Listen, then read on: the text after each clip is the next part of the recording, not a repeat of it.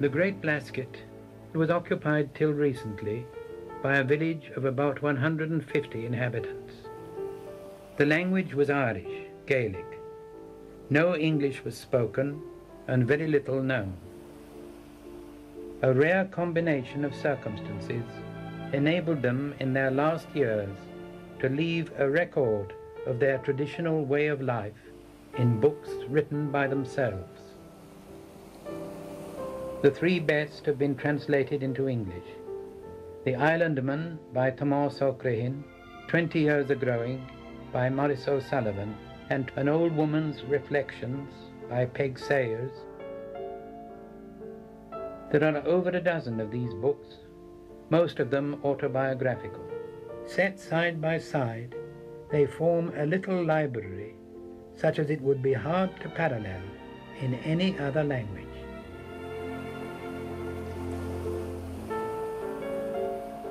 The favorite pastime of the islanders, apart from singing and dancing, was storytelling. The stories may be divided into two classes. First, there are the tales relating to the Fenians, especially the last of them, Oisin, and a variety of other tales from the times when the country was under magic. Secondly, there were tales of local history. Besides these, there were stories of another kind. In them, the storyteller relates events of his own life, speaking in the first person.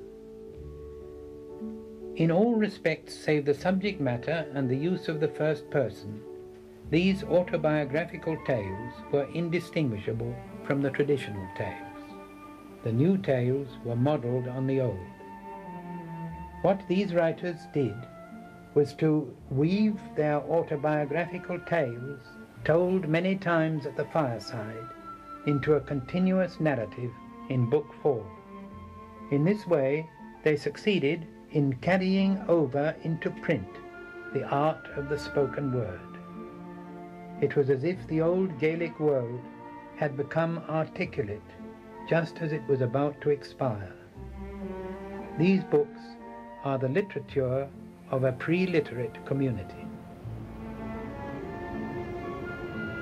We have no reason to regret the passing of that world, because in the reality of everyday life, it was nothing but a grim struggle for bare subsistence.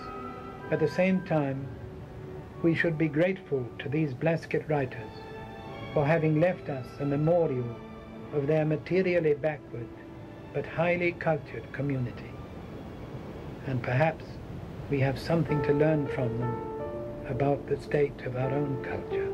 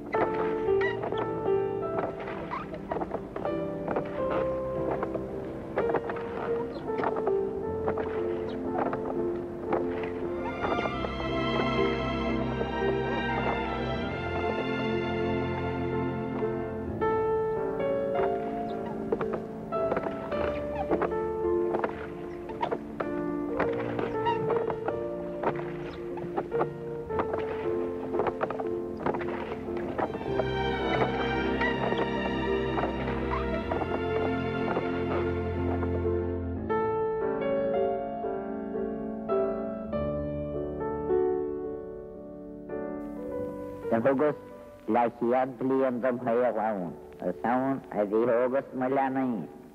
Gilly, Nanatkin Kuna Yergan, Bean Chase yesterday, not in the Chateau in Chilano, August a Korean tail though, it's an artistic letter.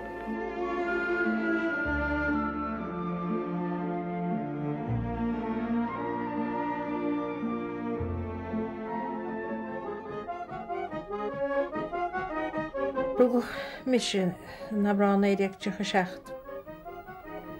Bet más ó crihín maithir cína, a bhac seán maithir. Má bháthir bhean chéile sin lís ní húla bhain, agus níon de cheán vicail.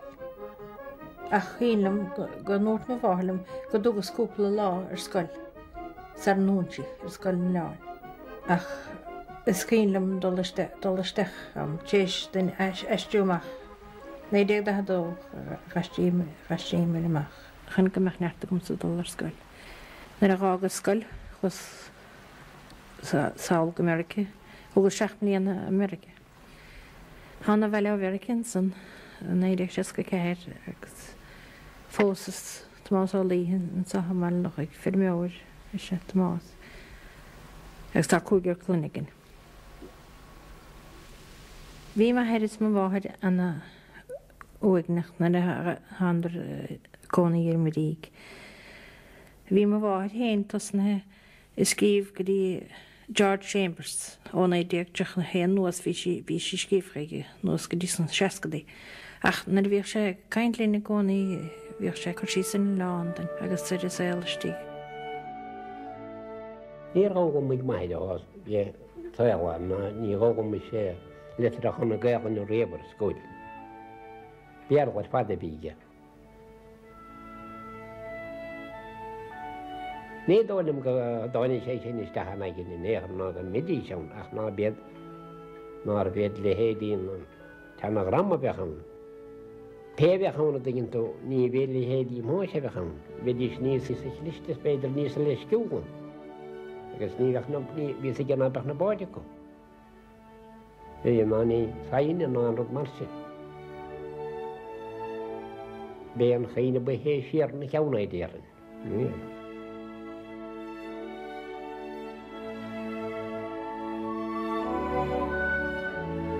Hasan sgwyd y gog yn trwy mewn, wyl mae harsio bos agos gan mewn chobiau'n diag, gys nod o'ch stig sgwyd yn syni. Agos, a lachtar am o cwli mas yn y mahar. I bog gynnes, i gawn gynnes, i asol gynnes, i dada i'n cwyr ag yn nhw arsin.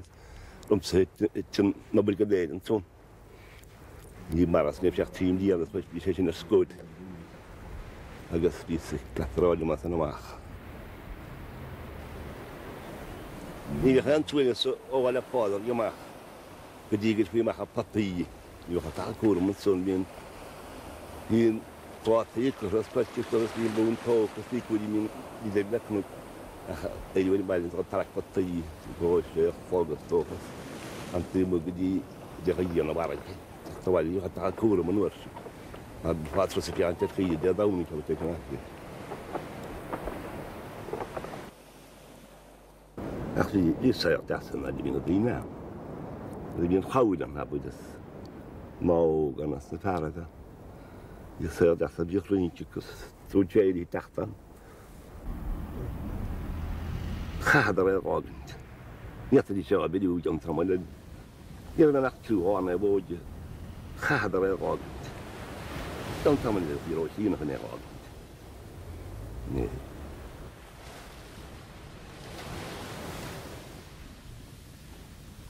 Chaimid ag agant. Iar a bhéin awn, fi an dyn ffogant just braidd yna I fod yn syniwt dacht amach agos fi chad drahaim sy'n iawn.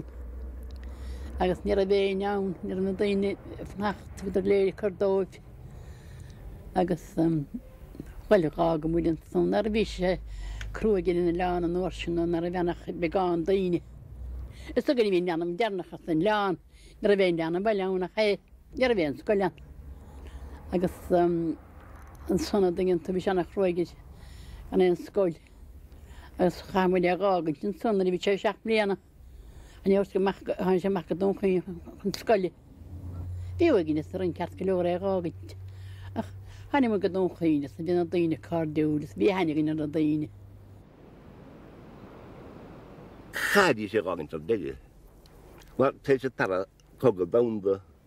En ik heb een in dat ik in dus ik is bij hoe die zou het nog die is tweede school toch groot dat zou kost het goed toch je niet dingen gespert gestuurd als nog een die nu is in tara kan gedaan dat zou kunnen dat je hier dan te naar toe aan hij wou je merci.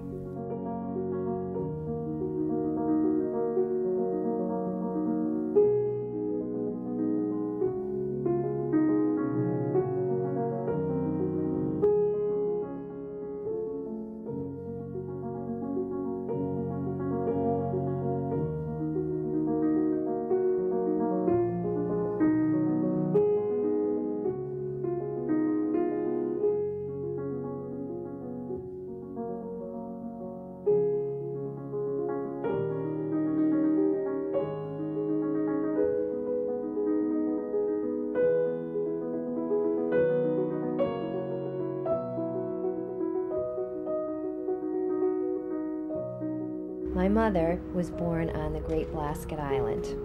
Her life there was one that she said was a very simple life, but it was a very happy life. She talked about the ghost stories on the island, of going up to Peg Sayers and hearing the ghost stories and running down from the house with Peg Sayers saying, well, you made it tonight, but maybe they're going to get you tomorrow night.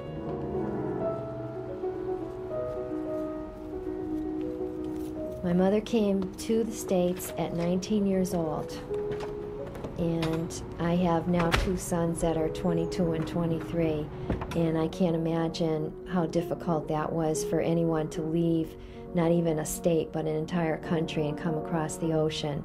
And of course in those days, never knowing when they would be back again.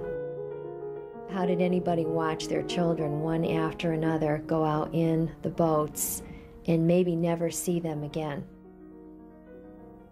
My mother was the first in her family to come to America.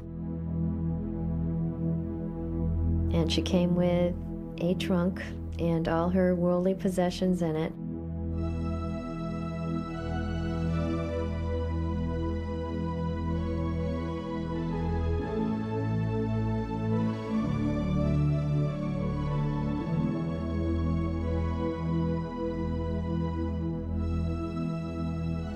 Shortly after, when she was able to provide a great part of the means for her sister Mary to come, then her sister came. Then there was another sister, Eileen, and then there was another sister, Moraid, and a brother, Tomas, who also came out to this country and lived in the Springfield area, so we were very close to them also. They would work in different homes in capacity of like cleaning and cooking. My father was from Dunquin. My mother often said that she knew of him, but she really didn't know him in Ireland. And it wasn't until they came here that she knew him. I think that the Blasket Island people, as long as there are those who have spoken to them, who have known them, will always live. Vi var angas och några år sedan lämlin chigay så kul work ha had det kan just Springfield. Vi inte kör när vi sen hos. Agas vi det winter nog holen så här. Agas vi det winter går heen så här. Jag nog holen agas winter kör när gelegen märke. Det är väl hela bas. För det winter går heen så det kan små vi reva kom så då. Dan robben då går heen för sig bas det. Lejenetin. Weil wir nicht in Work und so nur. Ich die doch wirklich da noch. Ich will das keiner, weil na oder. Ich schop na sa pel na zocht du na fakkel.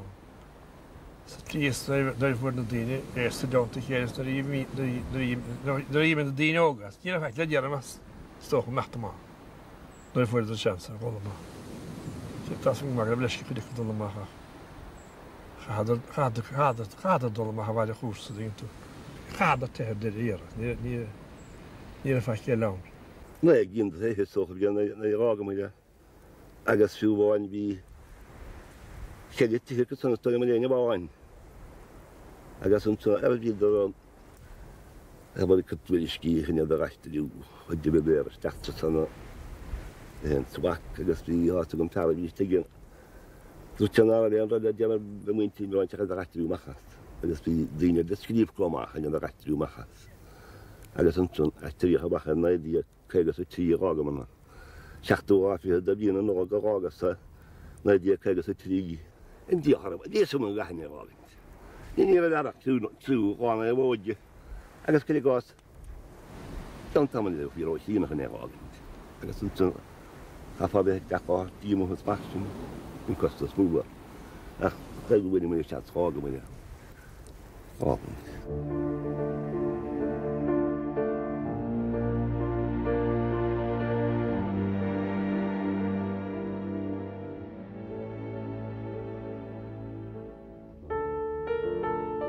Sagen wir mal geil fin Summe. Agus na doch nur na im sie bra ging mir خمخنا هذا خلينا نريد No'n chyn, no'n tra.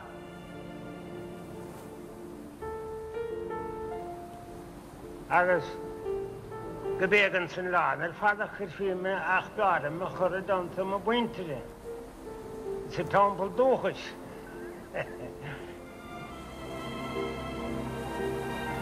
Agus fadi bi o gwadir nirben lochtig med en aatje. Tidig om grep sig på male he naat til halve dagen ging brachten. Fadi bi jeske gaan agus na dene domte schele kaurule schele ging dolstaga sema. Ach, de mixen voor dine nischen ach haranana. Agus tá na imsire dawan nexkis agus narge geiru agus in boadna denin ishan bedre yatatalamak chantino kard hatni tsesmishi be kailsin so dalam behen so na nena talab dawan fari bi sok agus ta wegnes rum ha gagen.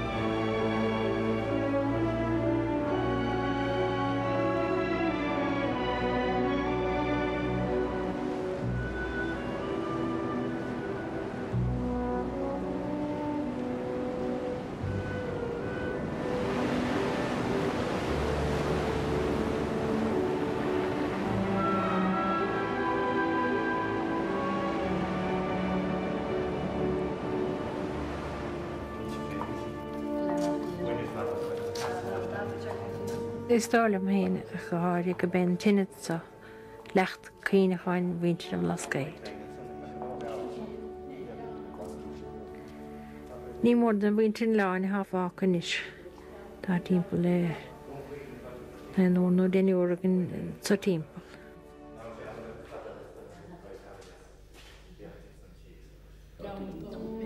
Múr dachtar an ceann an sostíigh. Ó sé anna mun déach ní bha méráile ní néráil chu an ceann. Ní bhana go te de, ní mé ge bailile raíist na híann picúirta.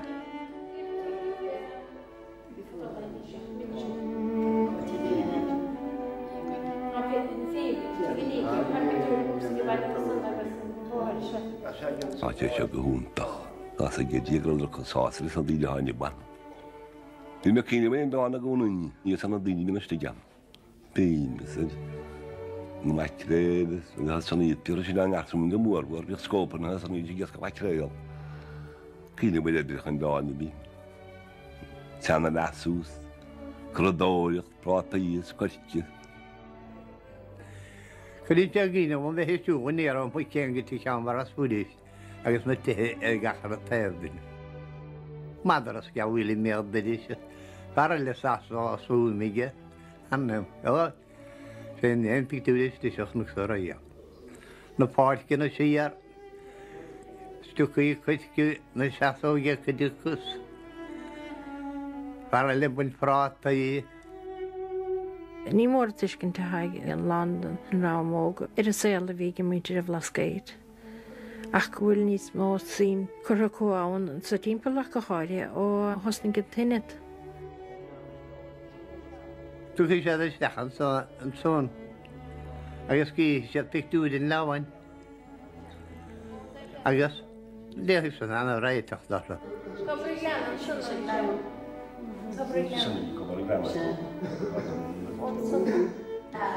Ní le chóir na mná. Ní hóla go mná chu géadú. Ach go ar a bhéanú, nó daine dúsan ó Africas, daine náte na masú.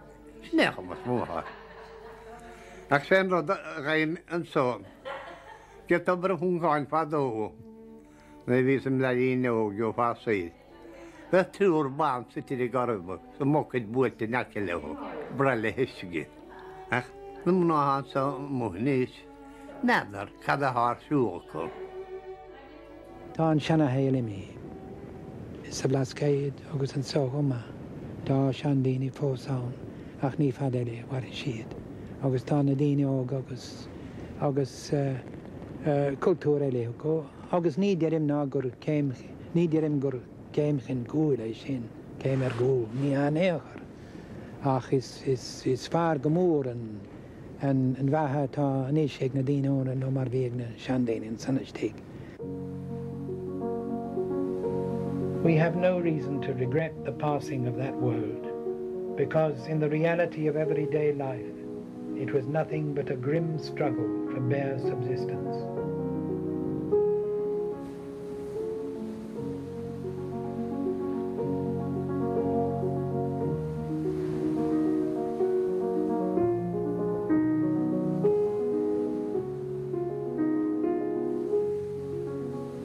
At the same time, we should be grateful to these Blasket writers for having left us a memorial of their materially backward but highly cultured community. And perhaps we have something to learn from them about the state of our own culture.